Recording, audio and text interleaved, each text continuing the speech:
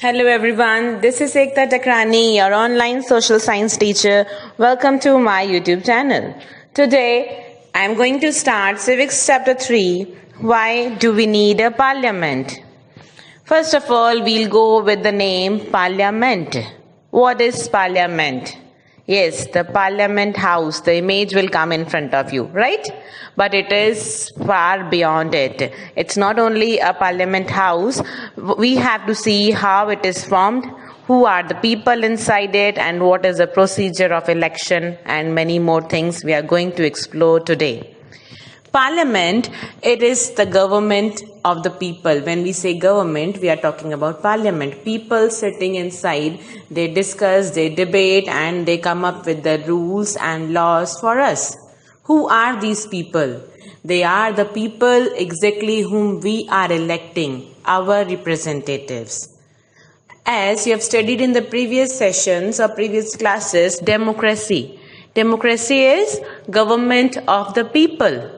How we can say it is government of the people? You are the part of democratic country, and today you are saying I am a proud citizen, that I am a part of democratic country. But how you can claim this, that you are part of a democratic country? This is the live example where our opinion matters. Our decisions are taken to the parliament through representatives. So parliament enables a citizen. They help us to be the part of decision-making process. And this is what makes it the most important feature of the constitution, or which makes it democracy. The more people are involved, the more democratic it is. Then only we can justify the idea that we are the citizens of democratic India, where people's opinion and voices are taken to the parliament, where government is of the people. But why? Now the question is, why should people decide? Why should we decide? Just because we are part of democratic country? That is what the people have to play the role? No, we have to see the history behind it. In past, there was a long and a painful freedom struggle. People were fighting for their rights. What was the basic idea? They were not fighting for the economic condition and all. They were not having other demands. The only thing they were fighting for was their own rights and equality, their opinion, their dignity. They were fighting for their rights. As they were not getting their rights, there was no equality. They were living under the British rule. So they were craving for freedom and importance, their own dignity. They were fighting for that. Initially, people were not having the courage to fight against the British rule. They did not agree with the decisions of the Britishers, but still they were not raising their voice. But then the time came when the nationalists started openly criticizing the British government. They started raising their demands.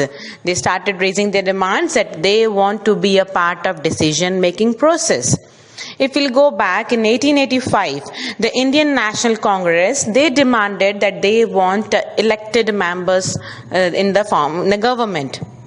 It was initiated and further, and the Government of India Act 1909, finally, we got the elected form of government. There was elected representatives were there, but it was for namesake. People were there, but still it was under the control of the Britishers. Even that time also, people were not allowed to be the part of the elections. They were not allowed to participate. All the adults were not having the right to take part in decision making. So this was what happened in past. This was experienced during the colonial rule, and it has got no doubt that people were inspired by this. They want to be the part of decision-making process. That the time came after independence, this was the biggest challenge for the Indian nationalists. To form a government, to form a constitution on which the dreams and desires of all the individuals are fulfilled. Being a part of such a diverse country where people of different backgrounds are living, and everybody was having a dream India in their hearts. They were having a dream India where they want to live in. They aspire to live in a free country. So they have to fulfill the demands of all. Nobody's sentiments should be hurt. That is the big challenge for us at the time of framing the constitution.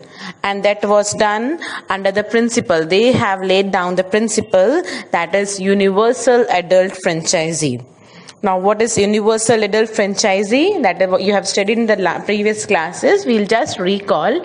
Universal, it is for everybody, whether rich, poor, men, women, or you belong to any category, you are educated or not. Everybody from any background is having a right to vote after 18. That is universal adult franchise, where all the adults are having right to vote. It was a principle given in the Indian Constitution. This is what it was done to fulfill the demands of the people so that everybody's opinion should be taken. That is what the democracy is.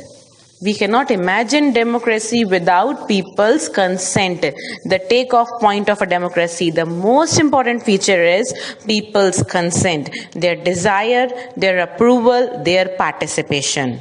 People are forming the government. So this is what democracy is.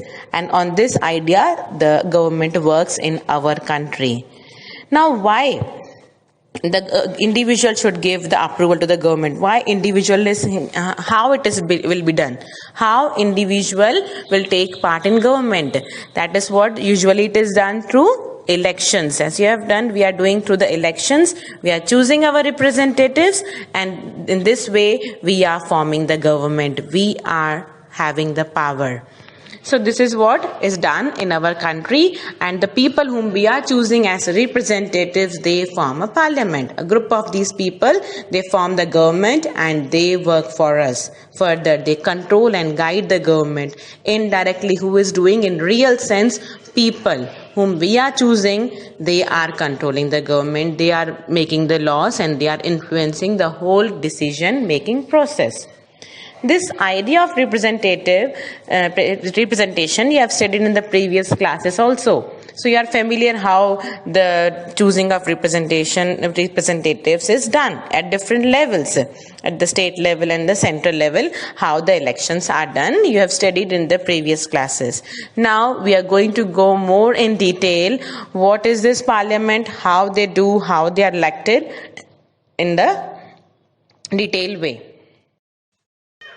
which I am going to continue in the next video with the new topic, role of the parliament. Till then, just watch this video nicely, prepare your notes. Goodbye. Which